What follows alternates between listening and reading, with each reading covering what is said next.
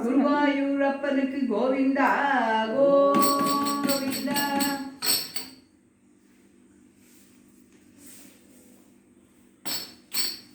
ஏன்டா மூஞ்சி எப்படி கக்கா போடுமா? நூத்தட்டு மூஞ்சி ஒரு மாதிரி வச்சுட்டு இருக்க. நூத்தட்டு நூத்தட்டு